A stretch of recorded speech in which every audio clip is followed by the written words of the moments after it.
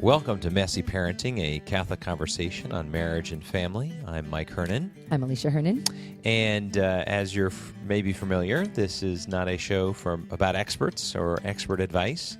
We're sharing some of the ups and downs of the 21 years of our marriage and raising 10 kids, still in process, ages 3 to 20, our children, that is.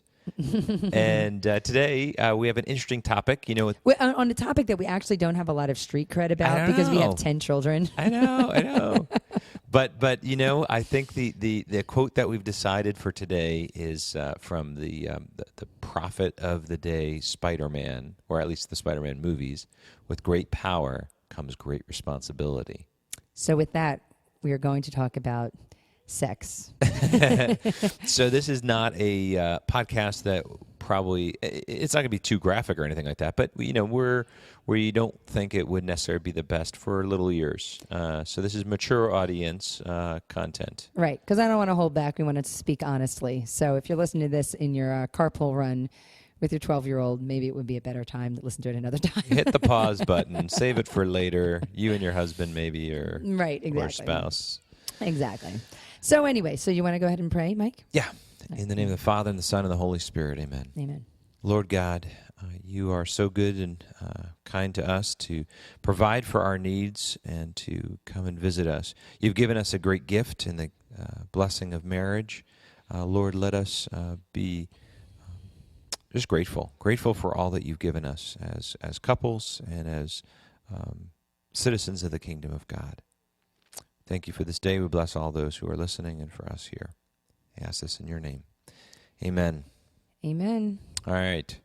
So, you want to start with our statistics first? Yeah, okay. Well, actually, before we start that, we just want to say a little, I don't want to say clarification, but we realized from our survey that the majority of the people listening to this podcast, right, vast majority.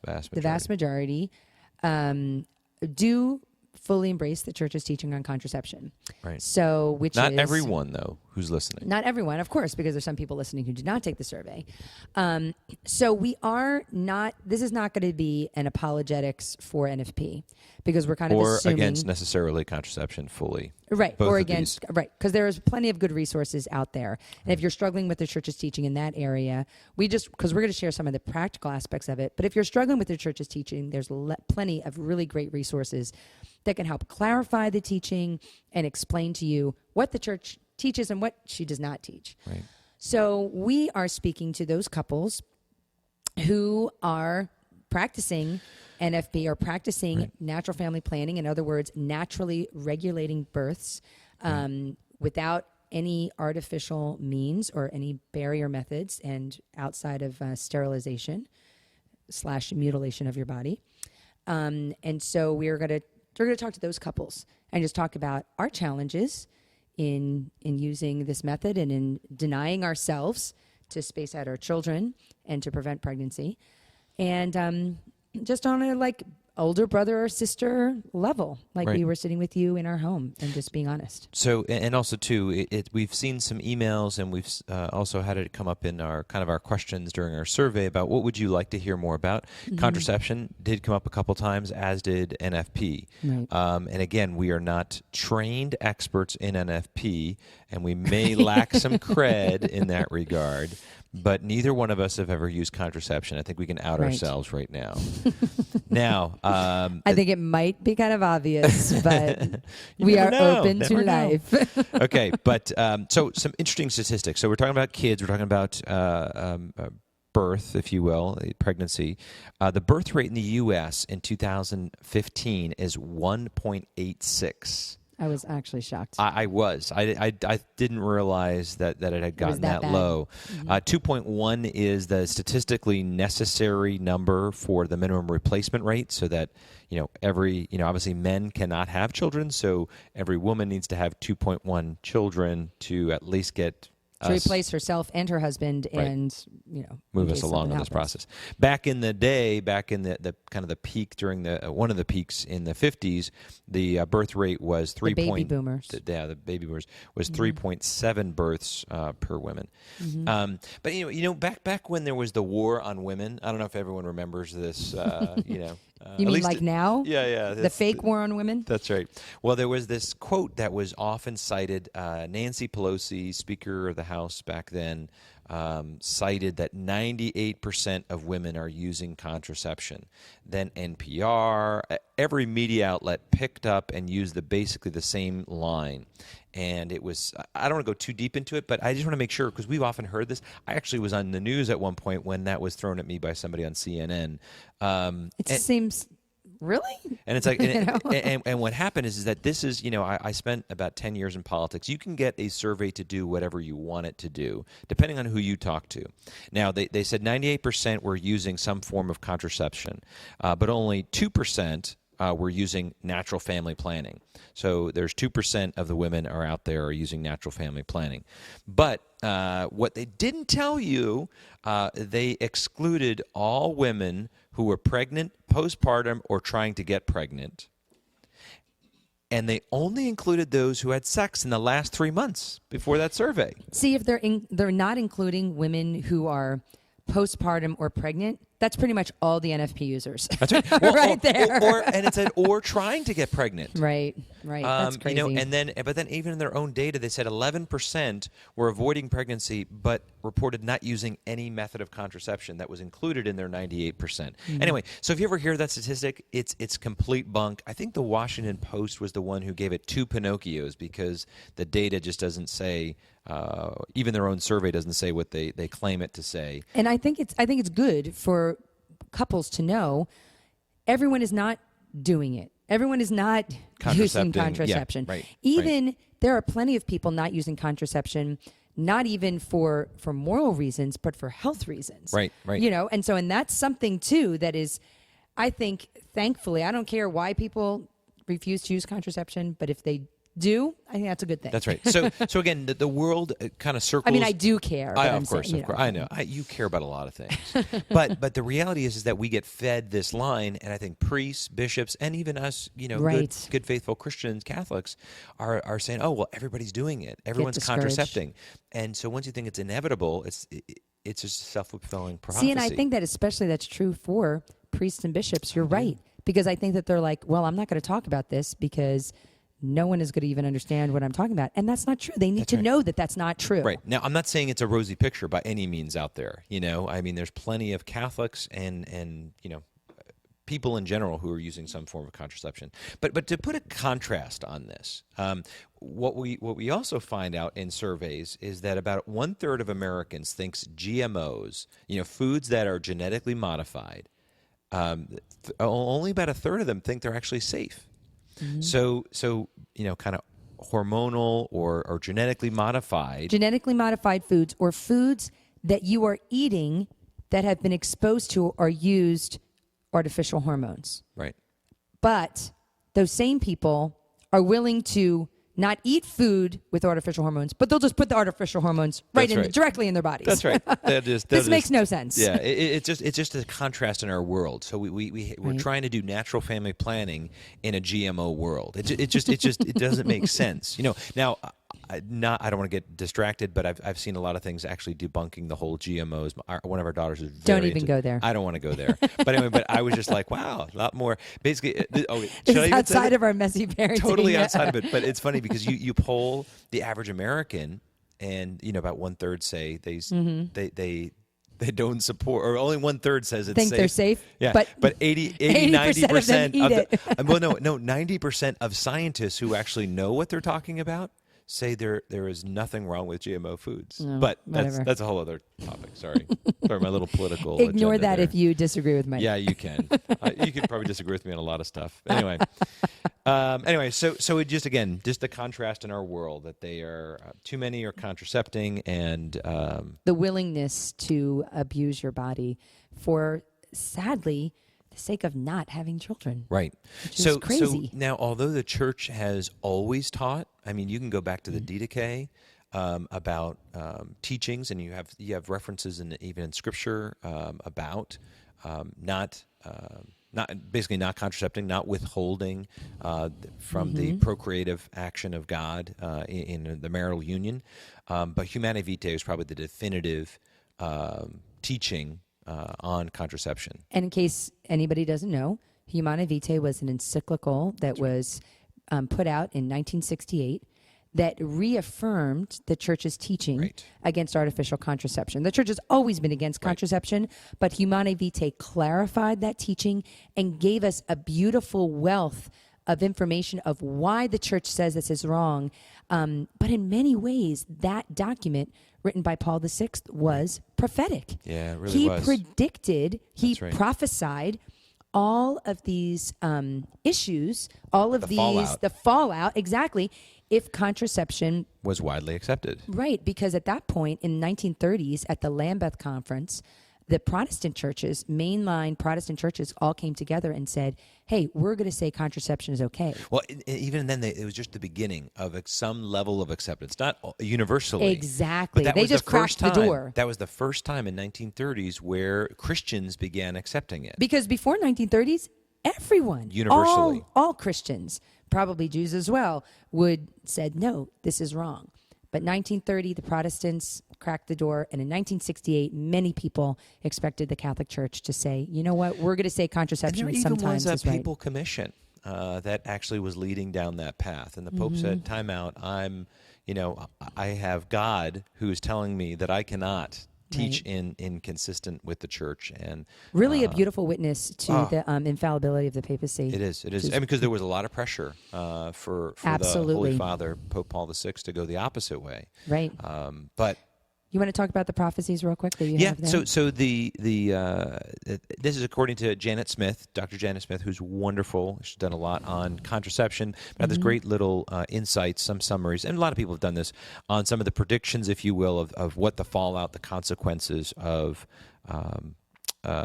people accepting and widely accepting the use of contraception. So the first thing, no surprise, is marital infidelity and general moral decline. It's more easy for people to be unfaithful to their spouse. Yeah, because and then it created sex as a commodity, and it could be done, quote unquote, consequence free, and therefore you could have more infidelity. And of course, now today we look around and we're like, yeah, it's kind of obvious, but he is saying these things before sex was as widespread and as accepted as it is today, and it's because of contraception. Right. And the moral decline. Again, I don't think I need to expound on that. It's clear in our world today that has led to many of the unfolding of the moral foundations that were present back then. They may have not been as strong as we would have liked back then, but the culture as a whole embraced them. Kind of the moral framework. And the next thing the Holy Father talked about loss of respect for women. Yes. Do we not see that everywhere? Because then women become, even in the marriage relationship, a mere instrument of sexual pleasure for men. It's true. And women are allowing themselves to become that instrument. And so women are now more disrespected than ever. We talk about the rape culture on campus. Why are people surprised by this? Why are you surprised by this? I mean, of course, women who are contracepting, who are open for business, so to speak, are allowing themselves to be used as an instrument, and they are opening themselves to abuse. And it's horrible. Yeah. I mean, it's very horrible. Yeah, we can go on and on about this. One of the other things that the Holy Father pointed to was just an abuse of power, where there's widespread acceptance of contraception. It would place, quote, this is a quote now, a dangerous weapon in the hands of those public authorities who would take no heed of moral exigencies. Whatever. Exigencies. Basically, family planning in China, in many, third world countries. Pushing contraception on people who don't want them. Forcing abortions, forcing contraceptions, forced sterilizations. Yep. And once we had this kind of acceptance, you had these dictatorships, these, shams of political, and we see it authority. Today in the Supreme Court. That's right. The Supreme Court is forcing companies and individuals and religious orders to pay for contraception for this is the abuse of power that the Holy Father was talking about in 1968. And the final thing was the idea of unlimited domain, because as we dominion, thank you.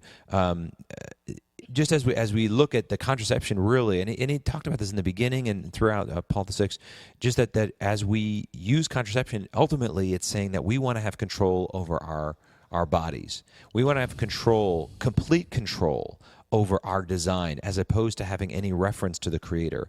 And so in doing that, it allowed us the ability to think that we can control all these other things. You know, the mantra out there is, it's my body, my choice.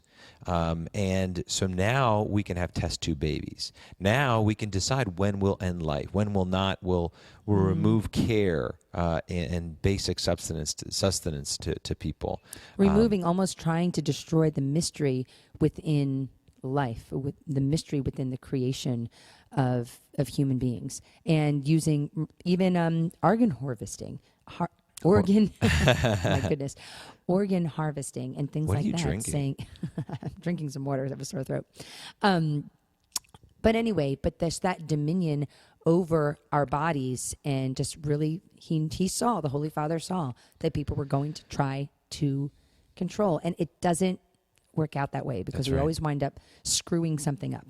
We as humans, when we try to control what we're not supposed to control, what is in God's domain. And anybody who has had a child, has looked at this newborn life, you know there's a mystery. This is not something you could have done on your own. This is something powerful beyond us. And when we use contraception, we're trying to say, no. We're going to control it. We're going to keep it in our safe zone. We're going to, it's all under our power. And that's what atheistic science is trying to do, is say that we can control everything, the beginning of life, the end of life, and all the purpose and meaning in between. So it's very sad. Yeah, it is. It really is. You want to read the quote? Okay, so I'm this save is my voice for the important stuff. All right, good. So this is from Humanae Vitae. I'll read this. In relation to the biological processes, responsible parenthood means the knowledge and respect of their functions. In relation to the tendency of instinct or passion, responsible parenthood means that necessary dominion which reason and will must exercise over them. So kind of self-control, focusing on, this is what responsible parenthood really is. In relation to physical, economic, sociological, and social conditions, responsible parenthood is exercised either by the deliberate and generous decision to raise a numerous family, or by the decision made for serious reasons and with due respect for the moral law to avoid for the time being, or even be for an indeterminate period, a new birth.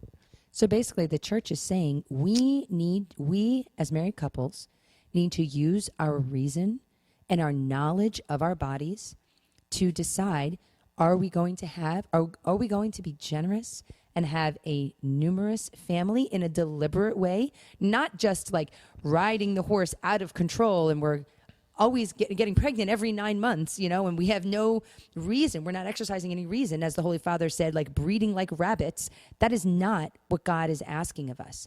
We are to use our reason. We are to discover the mystery within our bodies. And we are also called, if we decide, in having formed our consciences correctly and come before the Lord, if we decide that, now is not the time for us to have a child, to postpone that. Right. Or for an indeterminate period of time. You have a family of 3, you feel your conscience is formed, and you can honestly say before God and with your husband, this is what we can handle. Yes. That is your decision, and on your conscience before the Lord. Yeah, and so those 3 quotes, again, there's so much more to this, I'll quote one other thing at least. But first it says, one, we have to have a knowledge. We have to have a knowledge and respect for the design that God gave us in our body, particularly in a woman's body, but obviously the relationship between the two. And then we must have self-control. We must realize that God has given us a reason and a will to exercise that over our gift, the gift of our human life and our sexuality. Because, God could have designed women that with no cycle. Right. He could have designed or nothing determinant. Even if there was one, maybe there's no natural way to know it. Exactly. God could have just made it completely random when women would be fertile. Or he could make it completely like there would be no symptoms, nothing. But that's not what God did. He allowed us to have predictable cycles and symptoms and signs to show when those cycles occur. That's right. And it's almost like a treasure he left there to be discovered by our modern world. And I think just when we needed it, I saw once the growth of the knowledge, scientific knowledge of the reproductive cycle, how those studies and that research increased just as the use of the pill and the effectiveness of the pill was increasing. Right. Because just when the world was there to tempt us with this, aberration, this, right. This artificial illusory contraception, God also allowed those people to respond to his call and to do that research and to learn about, hey, look, here's a cycle that we can track. Right, and then here are the symptoms and signs. Exactly. And then NFP became gradually more and more effective. Just as the pill became more effective, natural family planning also has become more effective because we know more today than we've ever known about women's cycles. Right. That is beautiful. Well, and again, not to just be remiss, but the clear, again, the whole encyclical Humanae Vitae, we're not doing a theological treatise here per se, but it expounds the beauty of marriage, the purpose of marriage being for the unitive and the procreative, the love and the life that is part of this. And then, as we already said, this is a quote again, nonetheless, the church calling men back to the observance of the norms of the natural law, as interpreted by their constant teaching, the doctrine of the church teaches that each and every marital act must remain open to the transmission of life. And that's it. And every Catholic who's listening to this, that's the essence of Humanae Vitae, that every marital act must be open to the transmission of life. And so anything that you do that is the marital act, it must be open to life. So anything outside of that is contrary to the church's teaching, is contrary to the happiness of your marriage and your life, and it is contrary to you giving love and life to your spouse. So again, I think most everyone gets that, understands that, believes that, but I think it's important to remind ourselves, this is what the church teaches. This is why she teaches it. It's for our good, for the benefits of our marriage and the benefit of the world that God created. And when you live that out, you realize how sacred this sexual act is. Right. And that this is a bond that Mike and I share only with each other, with no one else. And it's a bond that is freely given, and there is nothing in between us. There is nothing that is ever held back. Right. And we realize we're not in control. Amen. And I really believe that not being in control is a blessing and a curse. Oh, yeah. But it makes it so hard to not be in control, but it is a blessing because you know what? Anytime you think you are in control of your life, you are living an illusion. Yeah. Because you are not in control. But you know what? I actually think that, to use the world's terms, unprotected sex, risky sex with a person that you've made a lifelong commitment to.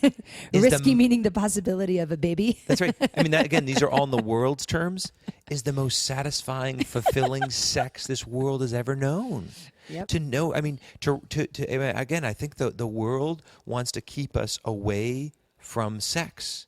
And the church is saying, sex is beautiful, sex is sacred, sex is awesome. Have sex all the time with the one person that you're lifelong committed to. You want good sex, then this is the way to go. Exactly. But, and it is difficult. That's right. It is difficult because I really believe that the essence of, there's many awesome things about not using contraception, about being constantly open to life, like what you were just saying about the riskiness. And this isn't in our notes, but I'm just thinking about it as you're saying. Go for it, baby. We actually do use notes. I know it doesn't seem like it sometimes. No, it doesn't. But that whole idea of lack of control, I think that it is really in our lives, especially as Americans, we really try to control so many aspects of our life, and especially in our parenting. That's what happens with like the drone parenting and helicopter parenting, and we're trying to make a perfect situation for our children. But you know what? You need to start we kind of like American parents start doing that even before the children come along. Yeah. Because they think they're in control with this whole, we're going to time exactly when we're going to have this baby. Okay, we're going to stop using contraception, so now I'm going to get pregnant. Now is the perfect time. And it's this whole illusion of being in control, but that's not what God has for us. And I really don't believe that is the way to be truly happy. I think that we need to give our lives over to the Lord and give, just as we give ourselves fully to our husband or wife, we give ourselves fully over to God. That's right. And we say, we will do whatever you want. And that means opening up your hand and letting go of that control. And it's amazing what God can do. Well, and just as we've talked about this many times, and maybe I think we've talked about it on the podcast, but the reality is contraception and a lot of other teachings of the church is hard. Is a hard pill to swallow. I mean, it's a hard thing to take. No pun intended. I didn't mean it that way exactly. But if you understand that you're following the plan of the Creator, if you feel like you're in relationship with the Almighty God, with Jesus Christ, that you know Him and He knows you, and that you are trusting in Him, His plan is perfect for you. Right. But if this is simply, hey, this is one guy, this is that guy in Rome, his opinion. Man, why are you doing it? The contraception, for the world who doesn't believe in an almighty God who knows them personally, who doesn't believe that He has established a church, I can understand why you would doubt that, because you have all of these hormones and desires that are leading you down another path that say, and the world is telling you it's consequence-free this way. So let's not be under any false illusions. By embracing Christ and His church, it is the best plan. But if you don't embrace that, I can understand why that is. Even if you do, it is still hard. But if you don't understand that, I don't know why you'd. I mean, again, there's natural reasons of why contraception is all of that is wrong and is faulty and bad for you and your society and your person and your marriage and all those things. But ultimately, it's about a relationship with Christ and the church that He has established for our salvation. And you know what? Jesus did not promise us a rose garden. No. He promised us the cross. True. And when we say we're going to follow Him, it's many times it's the hard and difficult road, and we have to carry our cross. And we're not here to say, oh yes, parenting is easy, and oh yes, having 10 children is a blessing from the Lord, and just with these big smiles on our faces. You know what? The reality is that it's hard. Right. It's hard. But just going back to one point we made in a previous podcast, this the idea, and I'm going to think out loud, so tell me if this sounds crazy, but the idea that in a certain sense, what we have to do is we want to make all these decisions, and we have to be involved. We were given reason to be involved in these decisions. But ultimately, like our kids... You mean decisions to have a child? Right. Yeah. Okay. Well, but if we get to a point where we're asking our children, like we had the millennial parenting one, where we're allowing our children to make all these decisions, what do you want for dinner? What do you want to wear today? All those decisions can sometimes weigh us down too much, and it stresses out kids. But ultimately, we are children of the Father.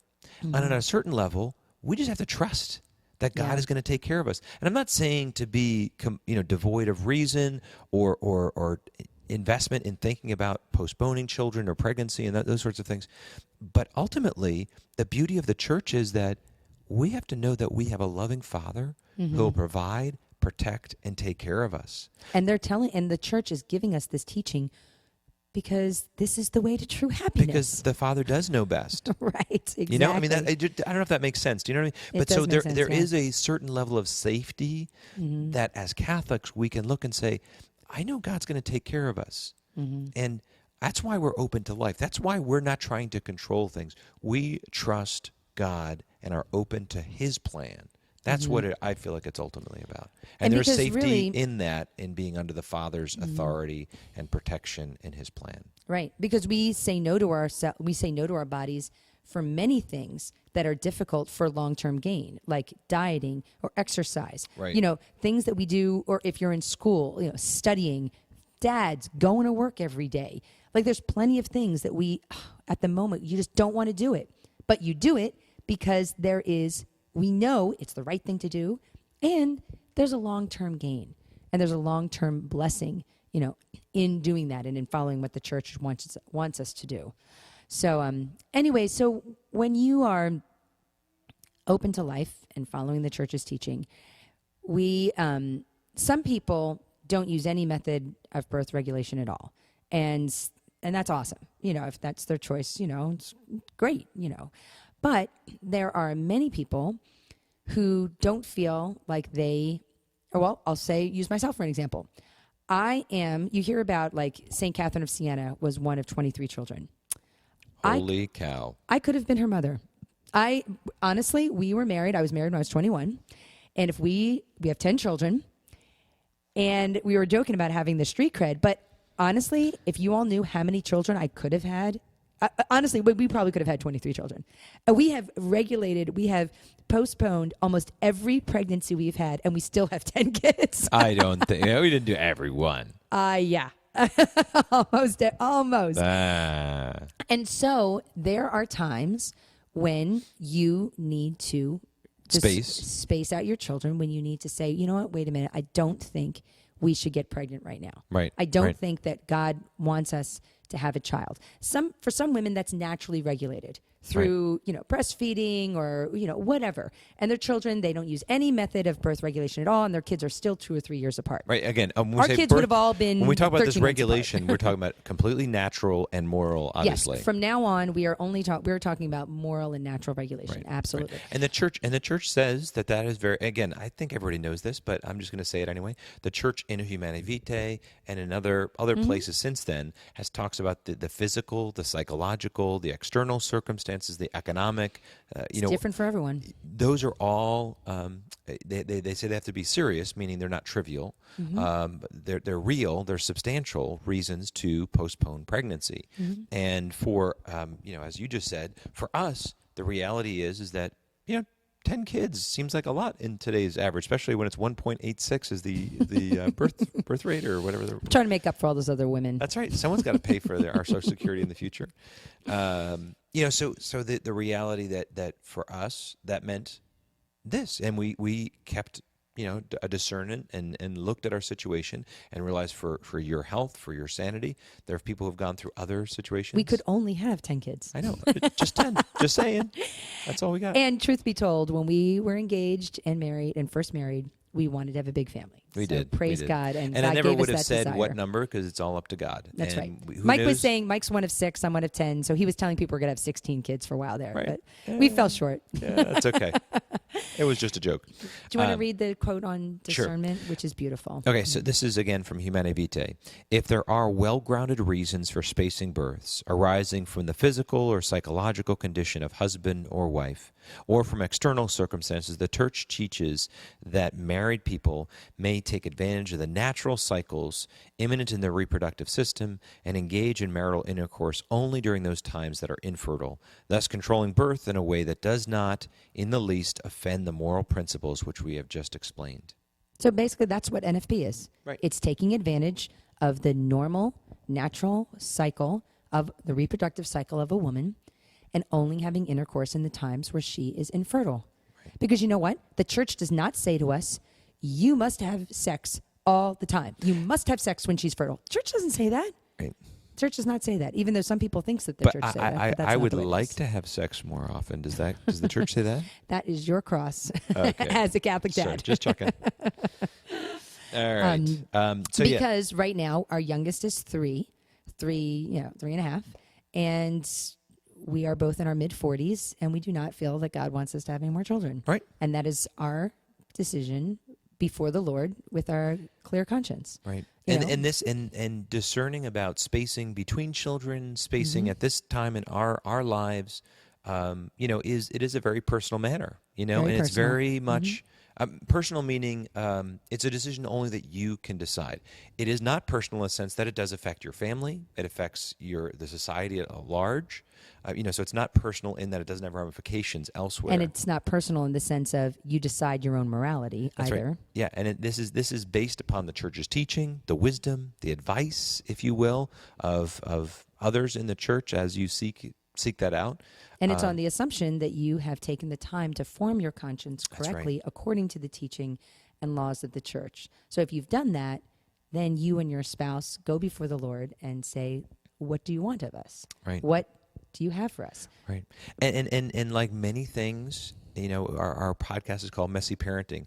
Many things in our life are not clear cut. Right. And they aren't always put in a nice little package and tied off with a bow for us. So they're not black and white. Right. But we are given wisdom. There is a sacramental grace that we are given on our wedding day that we need to take advantage of and use and embrace. Mm-hmm. And much like other decisions in our parenting, watching this kind of programming or this amount of that computer time, or those are important decisions that you need to make as a couple about what's right for your family. And that's wisdom. You're using prudence, you're using wisdom, and you need to make that impact for your family. Right. And in this, it's a much more serious area of deliberation, but you're given the grace, the wisdom, and the information you need, both from the church as well as understanding your circumstances and what's going on with your spouse, with your family, with your life, right? Whatever's going on. Because I know there's plenty of people who are pressured to not have kids, but you know what? I realize that there are some people who are pressured to have kids, right. And that's also not appropriate. So the two of you have to take into account, what you're dealing with, and also when you have kids who are all really little, things are really hard. But it's not always like that. Kids do grow up eventually, and maybe you get to the point where you say, you know what? I do want another baby. That's right. I do want to have another child. And the beauty about NFP is that you can decide right then. That's right. Split-second decision. You know what? I think we're open to life right now. That's right. This very second. That's right. And we have done that. And there's a natural design in the monthly cycle where right. the fertility comes and there is a greater desire, right? That's right. And it's one of these things that, I don't know, it is, this life is not heaven. Like, this earth is not heaven. This earth is not perfect. Because one of the, it's really hard, but especially for women, your greatest desire to have sex and the time when it is the most gratifying is when the possibility of a child is there. Amen. And that's just the way that it is. And that's beauty, and that was God's design. Right. And so when the times in my life when I most want to make love is exactly right now at this point in our lives when God's like, nope, that's not what I have for you. Welcome to the club of sacrifice. Right. And that is why... And for us, we're at a different phase of life. For those who are in maybe their 20s or 30s, if they're spacing children, right. This is hard, right, for them. I mean, in the beginning, I remember it being really challenging. Yes, absolutely. So. And it's hard especially again in this day and age, for us to say no to our bodies. We're so used to instant gratification, right. And I think it's going to get harder and harder as generations go on, and this culture just caters to our every comfort and whim. It's going to be harder and harder for people to say no to their bodies, but you have to. You should practice, especially for the men. You need to practice fasting. Yeah. Because you need to learn how to say no to your body. You need to be exercising. Because if you can't make love to your wife, you need to get that testosterone out. You need to get that energy out. You need to use it on something. And it's difficult. Yeah. It's very difficult. But again, always keeping in mind that this is where true life is found. But like we said at the beginning, we're not going to lie to you and be like, oh, it's wonderful, it's easy. It's not easy. Yeah. And go ahead on our relationship. Yeah, and so, during those times when we're abstaining, we've had a lot of opportunities to have fights and miscommunications. So maybe that's just us. Maybe you, it's not a big deal for you in your marriage. And we certainly know couples like that, and that's awesome. God bless you. That's not been our experience. It's been a struggle. It's been a challenge, and not just in saying no to each other and saying no to our bodies, but it's been a challenge to have the communication and feel loved by each other. Right. It's really I mean, I did just both in giving and receiving love during that time is hard. Right. And sometimes thinking, okay, well, I've got to cut off affection entirely, which is wrong. Or I've got to, or I'm not receiving, affection. Right. During that time, and particularly in the early days of our marriage. Not that it's a walk in the park now, but it was really hard. And I do have to say, practicing NFP right now is definitely easier. Than when we were in our 20s. It's like exercise. You're flexing a muscle. You're gaining more self-discipline, self-control, but also you're learning more about the spouse. Because ultimately, love is sacrifice. Love is sacrificing for the good of the other. And at least for me in the early days, there was nothing that kind of hurt more in loving you than postponing and than abstaining during those times, and that was hard. And, Right. It'd be easy for me to say, oh, well, we did other things or what, but it was a challenge. It was a real big deal. And it forced us to deal with our lives and communicate in other ways, which was great. Well, I think too that now, after being married 20 years, we have a deeper trust in each other and a trust in the other's love. So I kind of like thought about it in these two ways, that I feel like for women, it's that time of abstinence is difficult and you can feel unloved because of a lack of affection. Right. And for men, it can be difficult to abstain. They feel unloved because of a lack of sex. Right. And because the reality is that is the way that That's men the are facts. designed. There's Right. nothing wrong with that. That's right. But many men feel that connection with their wife through the act of making love. Right. Most women feel that connection through talking and affection. And if you are practicing NFP and during your time of abstinence, if the husband is saying, you know what, I can't even be affectionate to you because it's going to be too hard for me to control myself.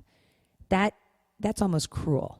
Right. Like you really need to learn slowly if you need to, but you need to learn how to show affection to your wife without it being sexual. And that would go both ways, obviously, in that. Yes. Yeah. And women need to learn to do that too, but it has to be an agreement between the two of you, just as you did, hopefully, when you were dating. If Right. you were chaste when you were dating, you need to return to those skills that you had at that time to learn how to be affectionate with each other without it being sexual. So that can be really difficult. Right. So, but we want to talk about some ways that are positive, some helpful hints, I guess, and ways to love each other. So one idea of how to love each other during times of abstinence is it helps to speak about your desires to each other. Yeah. It helps Mike if I say to him, I really want you right now. This is hard for me too. For him to know that I do have that sexual desire for him, but it can't be fulfilled right at this time. Right. No, I was just going to say that does mean the world. When you admit that, because I don't necessarily always imagine that, and it's hard for me. Maybe it's just me because I'm like, I don't understand why you love me at all.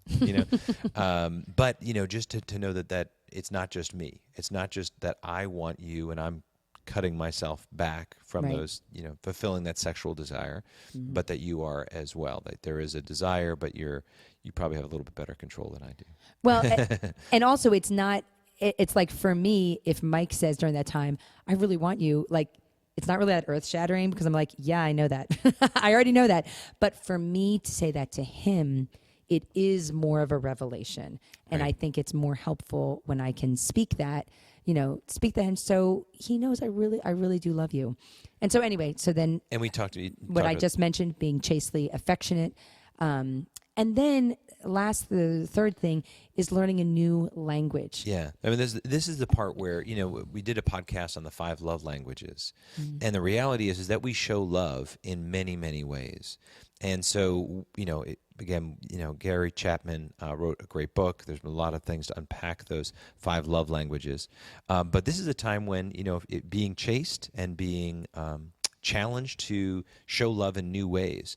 I also want to encourage you, if you haven't listened to it, the Date Night podcast. This would be a great time to go out on those dates, to think about, hey, can I go out, even if it's, on the cheap or wherever it might be, but, going out and having that deeper conversation, having those meaningful opportunities where you're, kind of reigniting the romance and the love and the communication and depth that you've had. Because sometimes, especially when you're very busy, sex can be like kind of your default, okay, I'm just going to show you I love, which is fine because it's a great way to show your love for each other.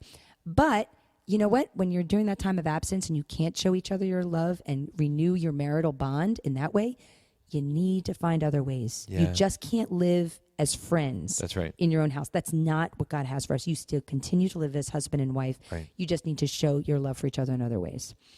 Okay, so we kind of skipped ahead we did a bunch of this, that God gives us the reasons to form our conscience. Right.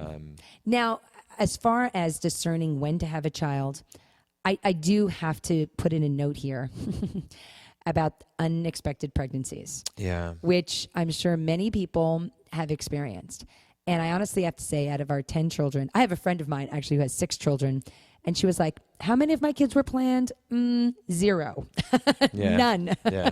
Because they were always using NFB, and God always gave them another child. They have 6 awesome children who are almost all adults right now.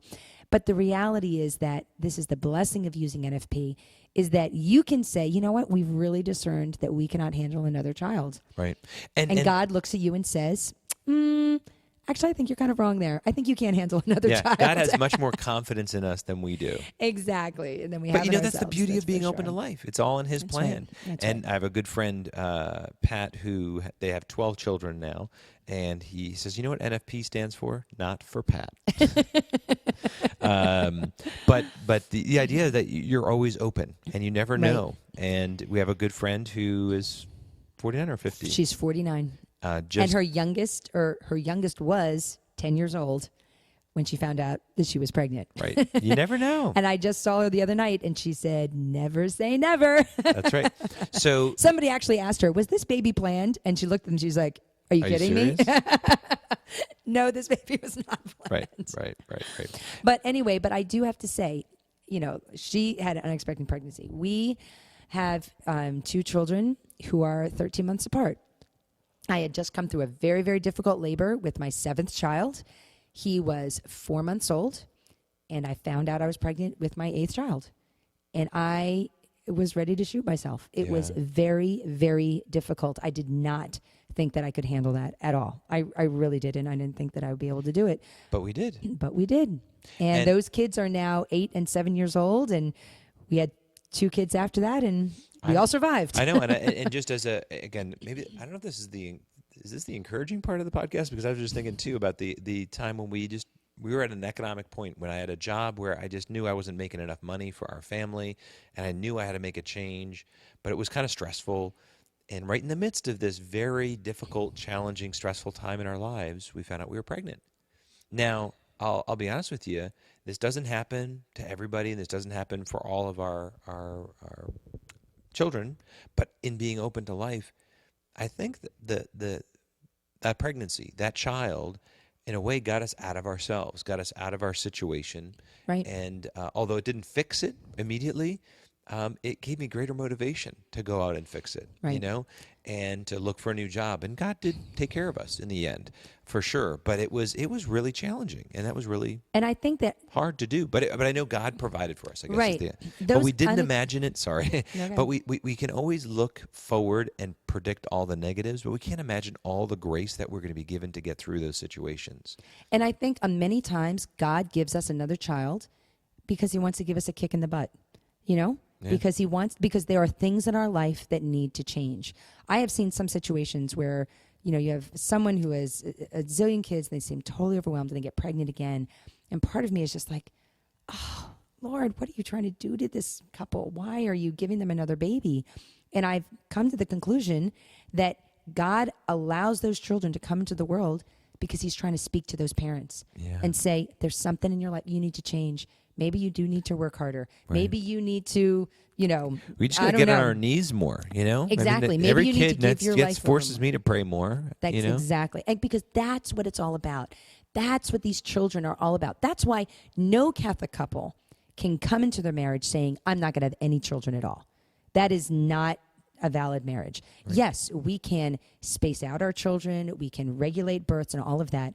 But you must be open to having children. Right. And God determines one. God determines how many, or how many. But you need to be open to having children at some point in your marriage, and it's because children are what marriage is all about.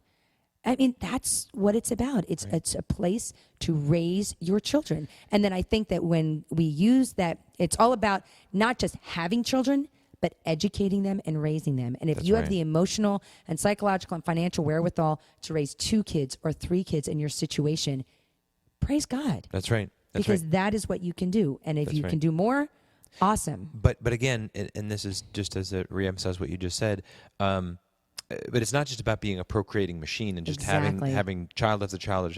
It's about raising these children. This is Right. a soul that is going to be praising God forever in heaven. This is somebody that our world really needs. Right. And you're the only parent that they're going to know. So you got to Right. raise them well. And so in spacing children, you are choosing to give yourself more fully to the children that God has blessed you with. And never, I mean, if we didn't already say this, I just do have to say something about sterilization, vasectomies, tubal ligations, all of those things. The reality is that you can do that and no one will know. Yeah. I mean, you can, and you can still live your Catholic life, but God will know. And there is a huge blessing in having children. Really. I mean, there's no one who is going to die and look at, maybe they've had 2 kids and then had themselves sterilized, and they would look and just say, well, I'm so glad I could have you 2 kids. And the kids say, thank you for all of the, the cars and the college and the this and the that and whatever. Really, there are so many people, though, who my parents have met, who I have met, who have said, older people who have said, I wish I had more. That's right. I wish I That's right. had more kids. Yeah.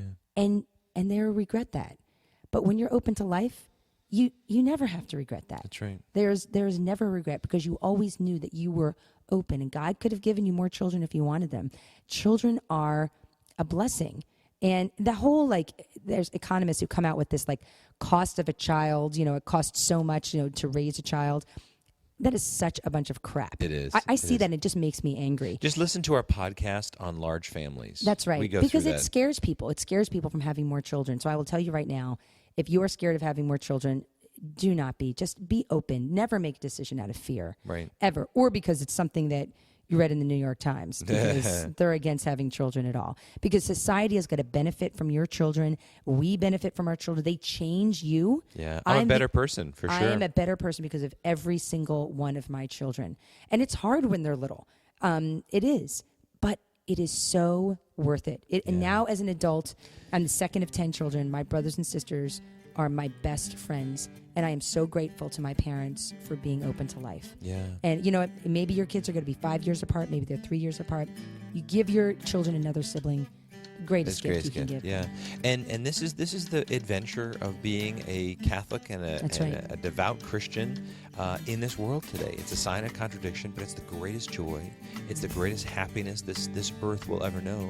And we get to procreate with God. Right. I mean, it's a powerful blessing, and great response. With great power comes great responsibility. That's right. Well, we have gone way over in this podcast, but it was worth it because it's a very, very important topic, and maybe we'll cover it again another time. Yes. But we're going to put we're going to wrap it up, but we'll put some resources up on our page for anybody who needs some more information. Yes. All right. So until next time, may the Lord bless you and keep you, and have a great day.